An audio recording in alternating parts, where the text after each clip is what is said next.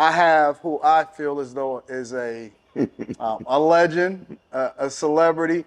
My wife, my daughter, everybody, everybody is absolutely excited that whenever they get an opportunity to see your stuff or get to look at a new clip of you or something like that, they're looking forward to it. Mr. Eric Mays, Councilman Eric Mays, thank you for coming down and kicking it with me for a little bit. Well, thanks for having me. I'm learning. I'm here with a big timer, Anton Daniels. I try. Well, look, so we finna talk to him now. Y'all better get ready. We gonna take you on a communication ride. All right. We Okay. ain't no holds barred. We talk about what we want. He can call point of order. I can call point of order. Whoever calls point of order. This ain't no council meeting. We gonna be all right. Thanks for having me. Listen, man, I'm interested in every aspect of your life, right? Like from, your childhood, where you grew up. I want to ask you all of those questions. I want to ask, how it came to prominence and how you eventually realized that you was a social media star. But before we get into that, are you a lifelong Flint resident? I am. I was born in the city of Flint. I was born September 16th, 1958. Wow. So I'll be, next month, I'll be 65. Man, congratulations. Yeah. That's a milestone. Yeah, you say your wife and daughter Yeah. be checking out. All the time.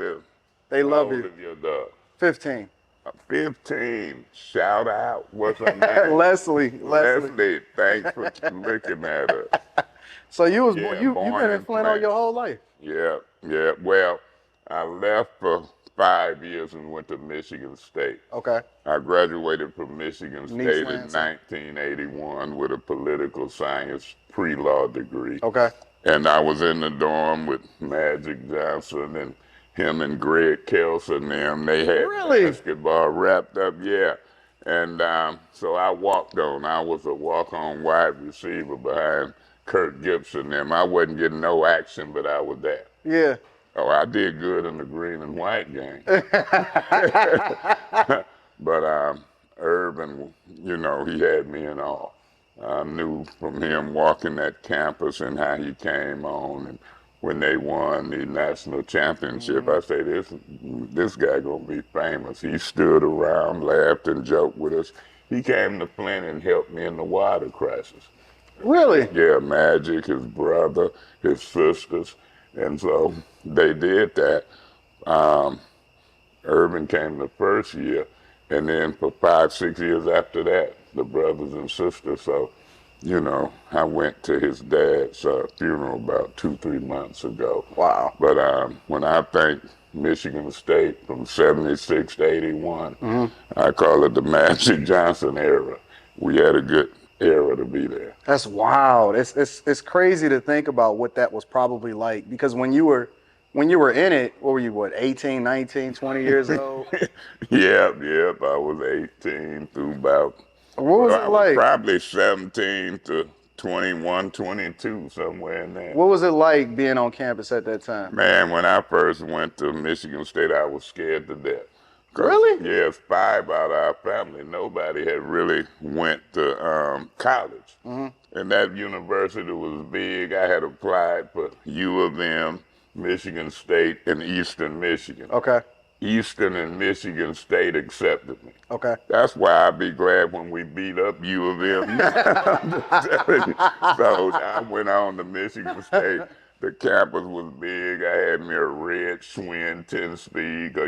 You had to ride. I worked for General Motors in the summertime. Okay. Quit and go back to Michigan State. Yeah. So in 1977, Magic and them didn't even have they cars, right?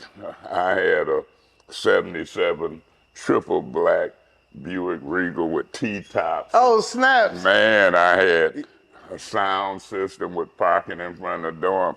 But I'm knowing Magic and Kelser and them was going to pass me. Next thing you know, they done signed contracts. They got Mercedes sitting out there and everything changed. Man. They left me behind, but they stayed in touch. They stayed good with me. Yeah. And I can appreciate that era. the football players, people got drafted, they went pro, and it was a good time. People would come from other campuses at that time, and you know, we Yeah. at Michigan State, Yeah. we don't have icebreakers and parties, and I had a stereo system because I'm working, and it did me some good when I looked and we was throwing a party in the dorm.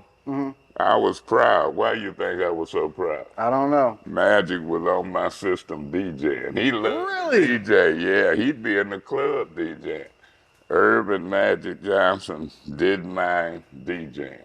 So he was like super personable. He didn't really act like a Hollywood star or anything like that when he was on campus. He just was. I mean, he had to be the tallest thing there. He was, him and Greg Kelser and Yeah. Ron Charles and everybody who played.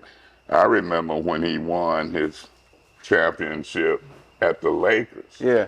And he came back to this club we had called a Bus Stop up in East Lansing, right next to campus. And I kind of whispered to him, because he was famous then. I said, can you come to Flint and help me do a little party thing? He said, holla at my man. We actually did that. It was a friend of ours who was dying, and in the summer, Urban had a team, Magic Johnson Enterprises. They played softball. And even after he got famous, I was proud that he took the time to come to Flint. And even here lately, during the water crisis, as I said earlier, he came to Flint. So you can't tell me nothing bad about Magic. Urban Magic Johnson. Yeah. Yeah, even though I was a year ahead of him, he was a mentor and a hero for me. Wow. And then you said Greg Kelser too, because I know Greg is he's always on the Pistons games and stuff like that. But he was an NBA too. Yeah, he was, and I know Greg was an academic All-American. Was he? I did pretty good in class too. I remember one class Greg Kelser and I had together. He said, take notes for me, because they had an away game. I was proud that he let me take notes for him, because he valued his, His academics. grades and his academics. So I took notes from it for him, and I don't know what his grade was, but mine turned out good. But he was an academic All-American. But Greg got a sense of humor, because when I seen him at a game back when Mateen Cleaves was at Michigan State. Mateen Cleaves from Flint. Yeah, we was gone. Mateen Cleaves and more. Call them the Flintstones. The Flintstones, Charlie Bell, they won. So we was in the locker room after one of their games, and Mateen Cleaves' dad was still living. He said, I want you to meet Greg Kelser. He didn't know y'all already knew each other. I say, Mr. Cleaves, when we was in college, Greg used to borrow my car. Greg said, well, I don't have to borrow it no more, because he got rich. So I really think them was some class guys. Magic, Greg Kelser.